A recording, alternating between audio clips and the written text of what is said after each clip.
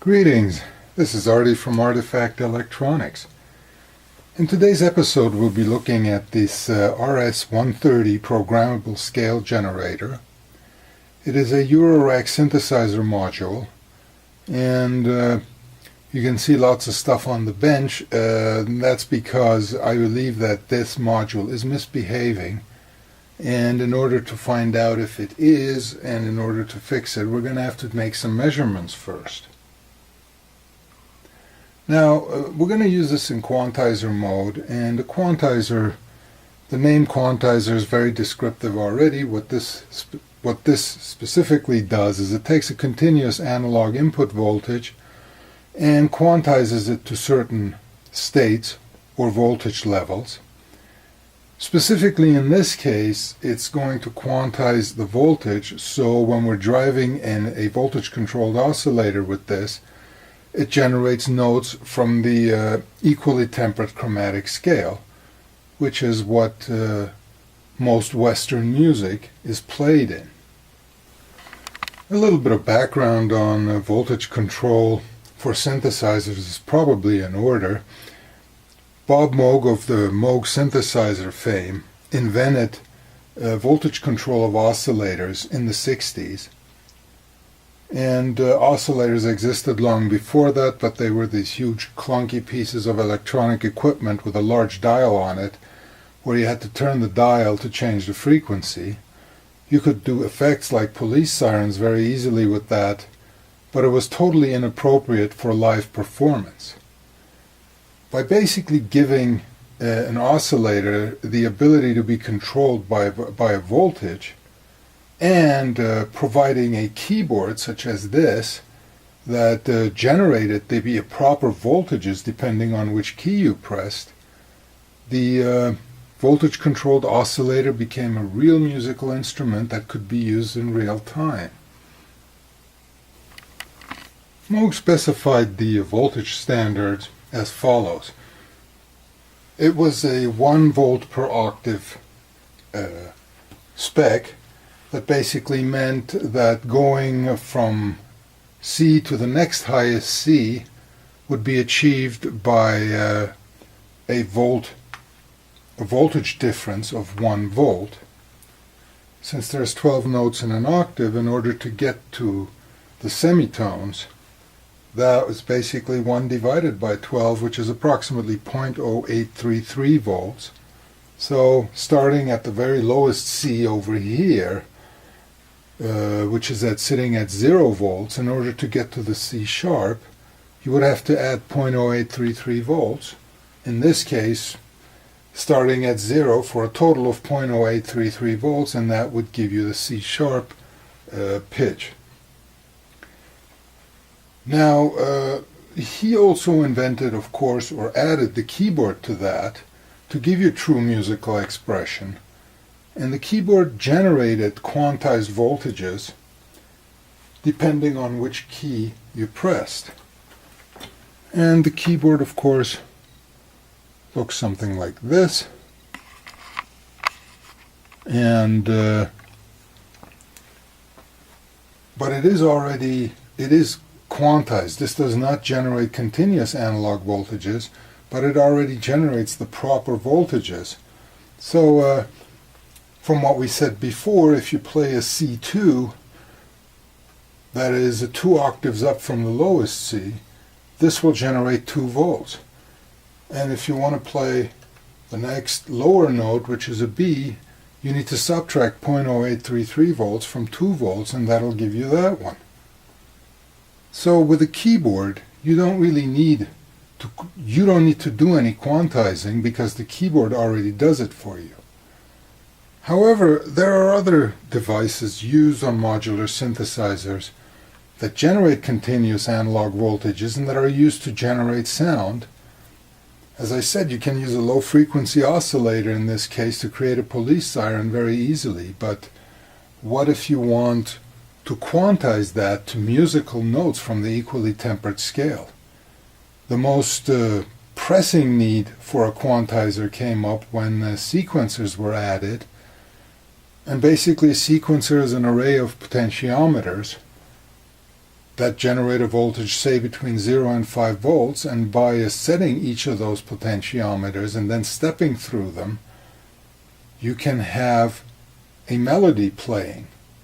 But the problem here is that when you do that, because those generate a continuous voltage, and most of us don't have perfect pitch, it's kind of difficult to get it just right and not have weird sounding notes. Thus, the Quantizer was born. And what the Quantizer does is it will take your continuous input voltage, not coming from a keyboard but from something that's continuously variable, and it'll quantize it to a note and then output the correct voltage for that note. Now, most quantizers used are generally smaller. They're in this form factor normally, like this RS-130, and it does the job, but it gives you no visual feedback whatsoever. You would have to hook up a frequency counter to this to make sure that your output is dead on. And for that reason, this guy is more useful in that it actually tells you what it thinks the input note is that you're currently playing, and then generates the proper output. Now, I was playing around with a sequencer, and what came out just didn't sound right. So I thought I use a keyboard that is obviously quantified already, and use that to test it. Now, generally, using a quantizer with a keyboard is nonsense because it's already generating quantized notes, but it makes a perfect test bed for us to see how accurate the quantizer recognizes the input note. Now, we got these 2 voltmeters set up here, and the first voltmeter will basically monitor the voltage that comes out of the keyboard's control voltage output, and the second voltmeter will measure what the quantizer is outputting.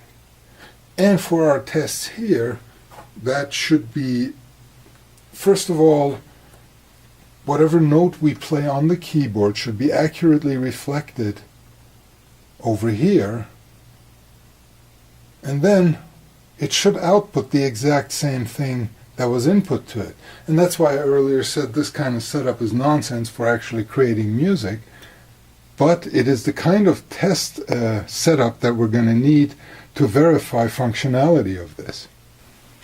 Now, this is only a 4-octave keyboard, but there are provisions made here for me to transpose the keyboard up and down by 1 octave. So we're going to be able to reach all 5 octaves.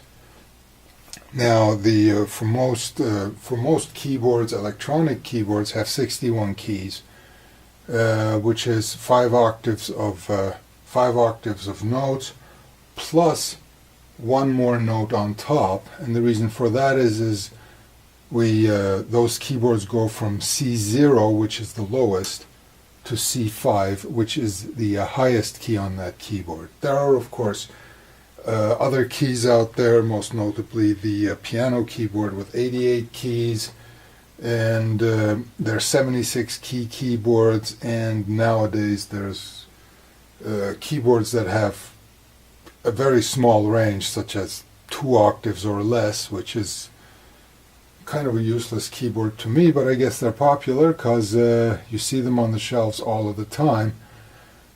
But for the purposes of 0 to 5 volts, that covers the exact range of a 61 key keyboard.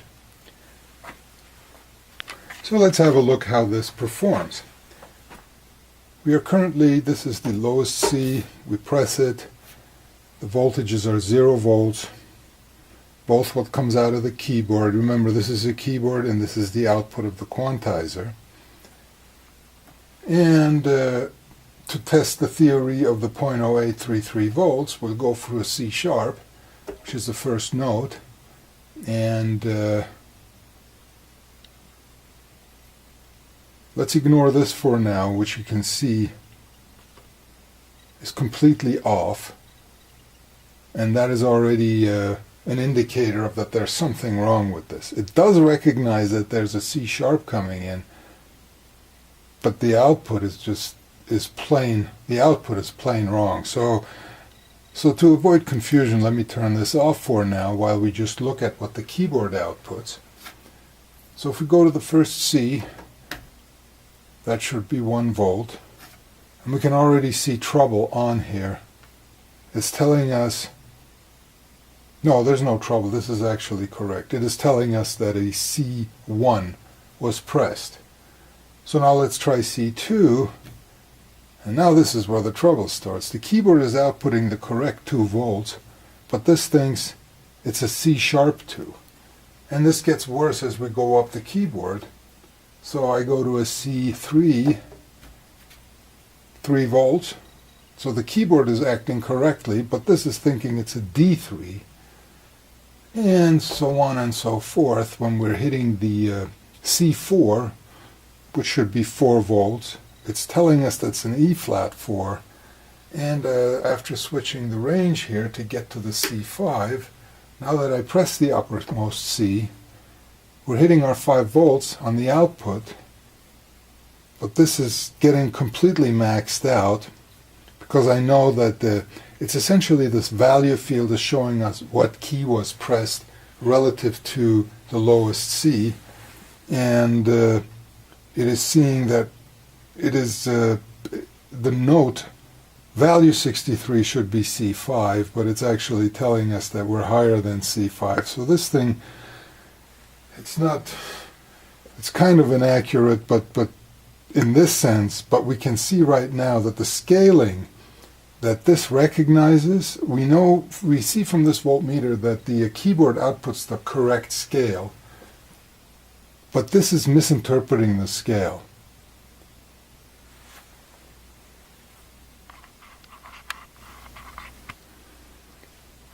Well, so even going down on the notes, I guess if we hit the C1 now, because it's transposed, it does, I guess the lowest octave is properly recognized, but as we go up from there, things are just not right anymore.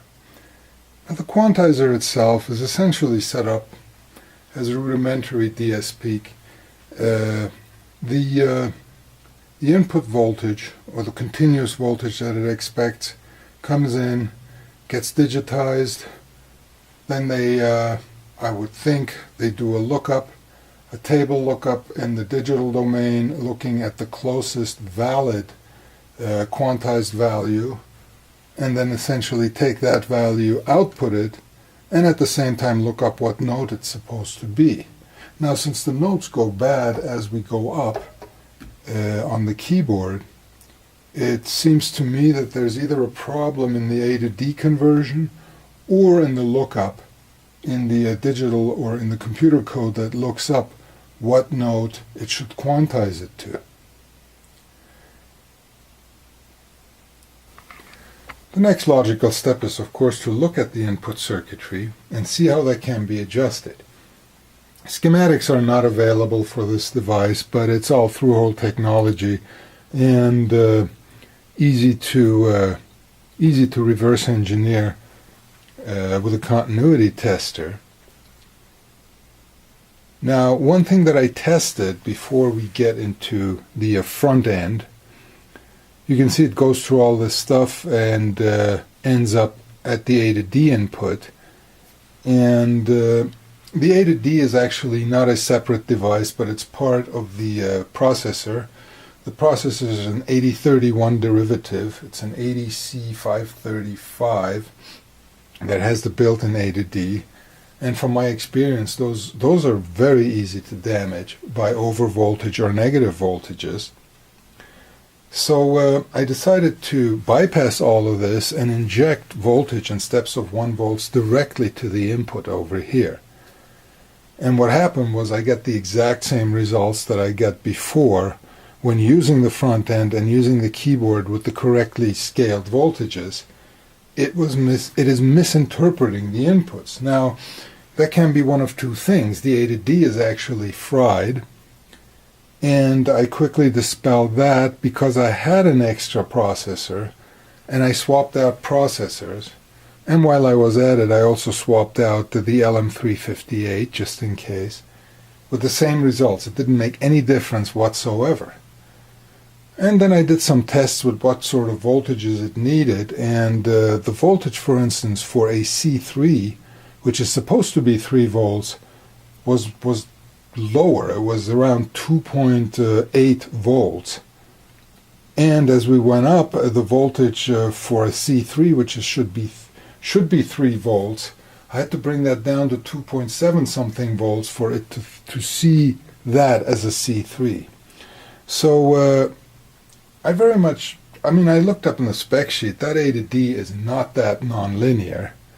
It's supposed to be very linear. Now we know it's never going to be totally linear, but the results of this are showing a total nonlinearity in there, which leads me to suspect that this is happening inside the software. That for some reason it's looking up the wrong values or drawing the wrong conclusions from the input voltage. Now, the only way to prove or disprove that would be to sit down and disassemble the 8051 code in there, but I'm not really keen on doing that.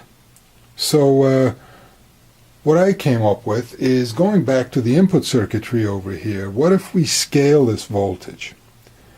Now we know that this works correctly because I also tested, I put a bunch of different input voltages on it, and they all come through unscathed.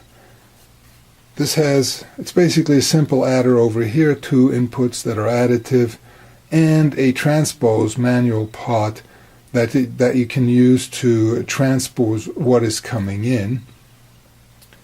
And looking at all of this, it goes to this inverting amplifier, has some protection diodes in the feedback, goes back to this guy that makes it positive again, and ends up in the A to D. So since the correct voltages are all too high, they get progressively higher for it to recognize the proper voltage. My thought was that what if we attenuate the voltage over here and see if we can tweak it, empirically determine what the value of that capacitor, which resistor that should be lower than 10K is, and see in step 1 if we can make the display recognize the input node correctly. So the best way to do that is to replace this feedback resistor with a pot of the same value, because we know that the final value is going to be less than 10K. So if we hack in a pot here and then try to adjust it, let's see if that makes it recognize the input nodes correctly. The deed is done, and what I did was the 10K feedback resistor was right under here. I removed that resistor, took this PC mount 10K pot, extended its legs with resistor leads, and just plugged it right into the same holes and soldered it in. This also gives us an opportunity to look at the inside. The LM358 is over here, and that basically feeds over into the A to D input on the processor. An interesting thing to note is that there is no real D2A on the output, but rather an R2R ladder array over here with a buffer.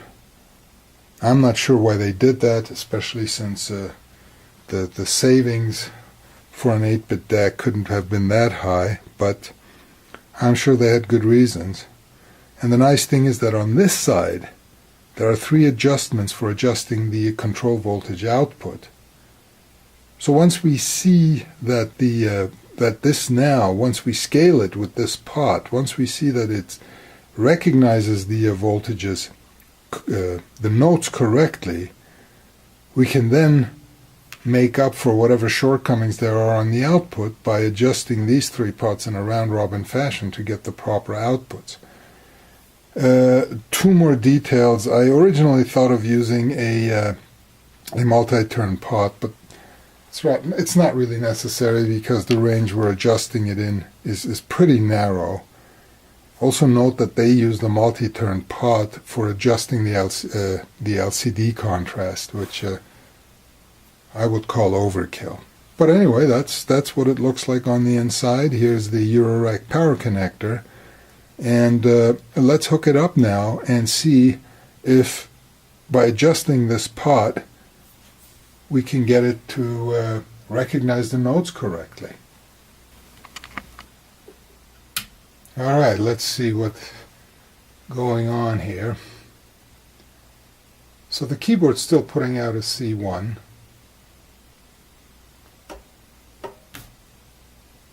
And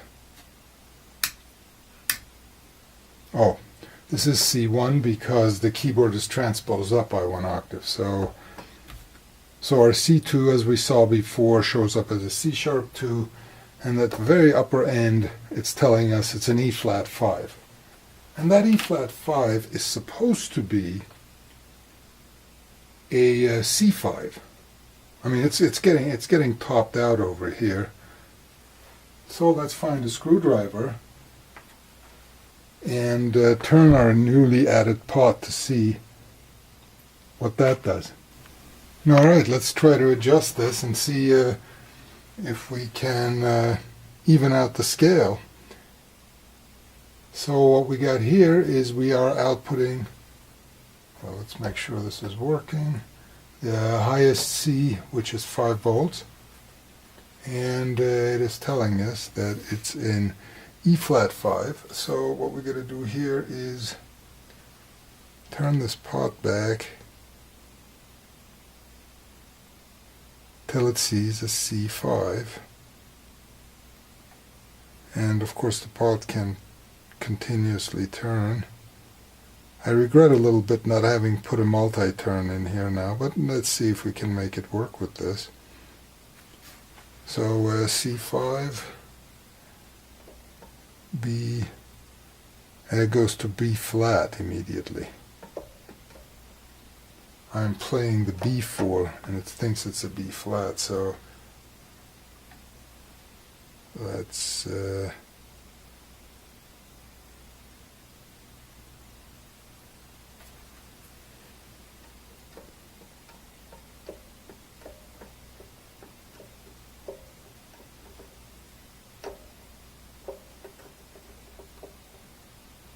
so the uppermost octave works.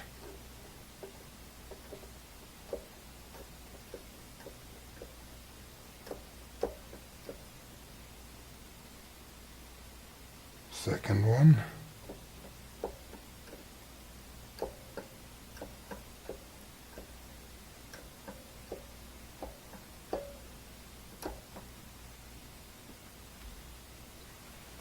Well, let's set it up right and see,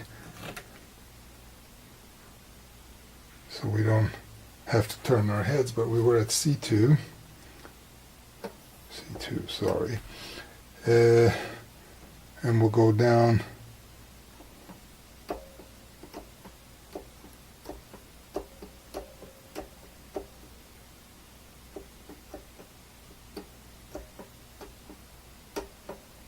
and switching the offset to standard. We should be getting a B0,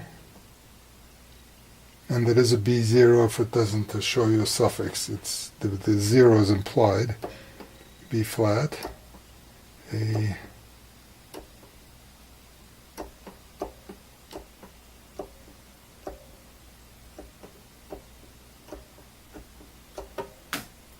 well, it seems to work. So let's test, go all the way back to the uppermost C, and there you go. If I don't hit any other keys, it looks like it got adjusted now. And so as a final test, let's monitor the actual output from it.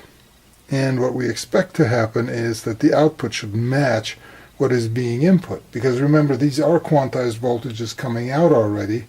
So it's a do-nothing loop right now that takes a certain voltage in, goes through a bunch of processing, but then should put out the same voltage on the other end.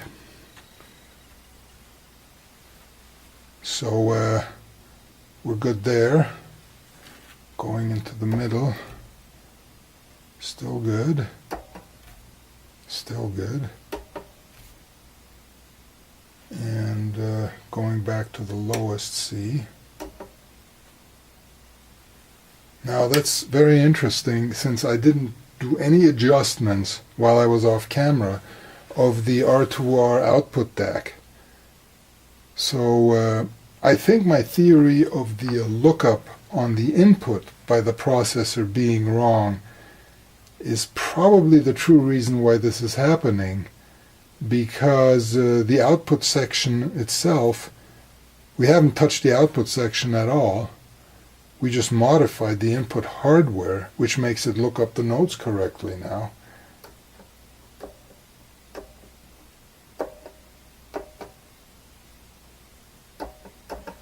And let's see if I can zoom out a little bit to show a little bit more of the keyboard. I don't know if you can still see the readout on this.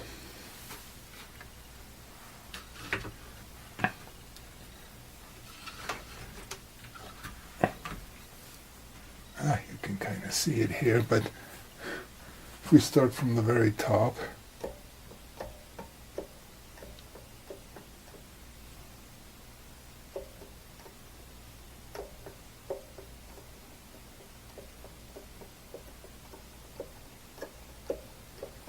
and so on and so forth, but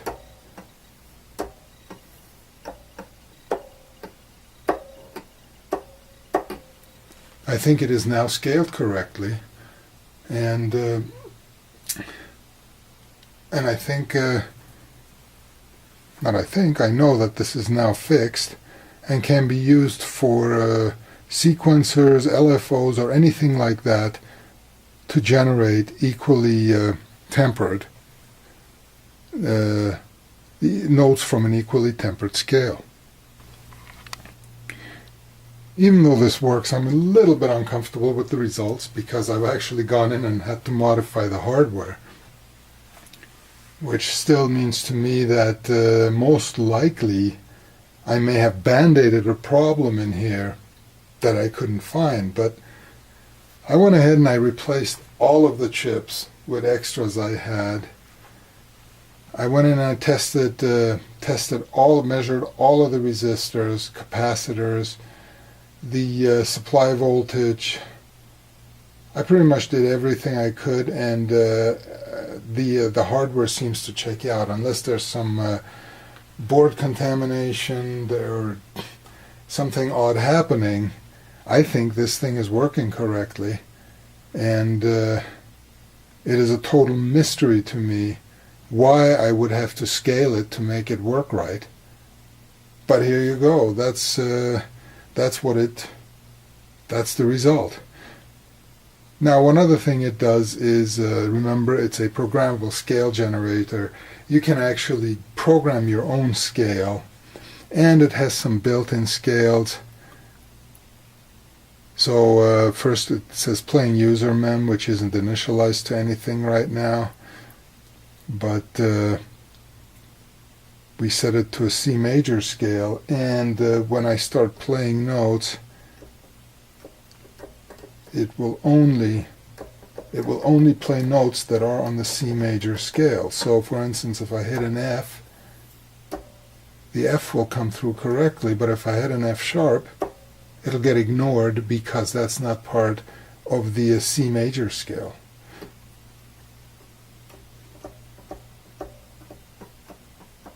The C major scale is essentially all of the white keys, so what that means is that all black keys should be ignored.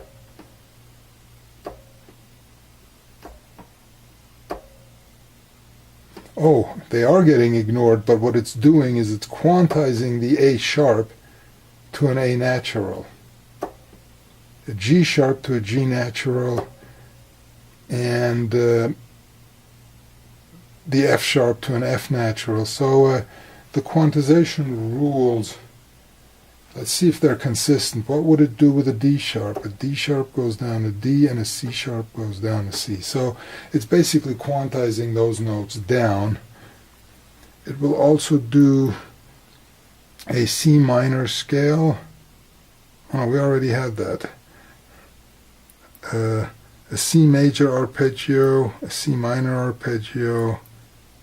And what the arpeggios mean is it's basically just playing, allowing the bass triad notes to be played when you do that. So let's go back to the C major arpeggio. So this C is going to, well, the C is going to show up, but it's going to ignore this, this, this, and then this one is the second note in the triad. Ignore this, and recognize this note. Then ignore everything following that until we hit the next C. So that is working correctly too, and that gives you an idea of how a programmable scale would work, because you can actually go in and it's got 64 entries in the user memory, and it's a yay or nay thing. You either enable a note or disable it, so you're not limited to doing repeating scales, i.e. setting the scale for the lower octave, but you can set totally arbitrary scales for the entire keyboard. Alright, we've reached the end. Fortunately, we were successful in this. I'm going to go and reinstall this back in the modular synthesizer case, and instead of just looking at it, actually listen to it. But there's an excellent chance that it's working. It's going to work correctly with the sound because the voltages don't lie. And what we're looking at here is the voltage coming out of the actual output of this guy. And if your oscillators are tuned correctly, then things should work. And as we can see, is the notes are, the output voltages are identical enough for this musical application. Well, I hope you liked it, and if you liked it, the thumbs up would be appreciated. And if you haven't done so already, go ahead and subscribe, and we'll see you in the next episode. Bye. We're not fully done yet. I feel compelled to add a brief epilogue to this. I just took it over and tested it out in the modular case, and initially everything worked fine, but then I noticed if I was doing large note jumps or on the keyboard, such as spanning, say, 3 octaves or more, such as playing a C1 followed by a C4, you could hear the pitch sliding up. Now that may be a desirable behavior if you want to, which is called a lag processor that makes notes slide from one to the next, but this is happening unrequested, involuntarily. And my only guess is that that R2R D to A they have at the output, for some reason, has a very low slew rate. So when you're doing a large jump on the keyboard, it takes an appreciable amount of time for the D to A to reach its destination voltage. I would welcome input from anybody who is using or has used this module and has experienced either similar behavior or can dispel what I've experienced. Thank you.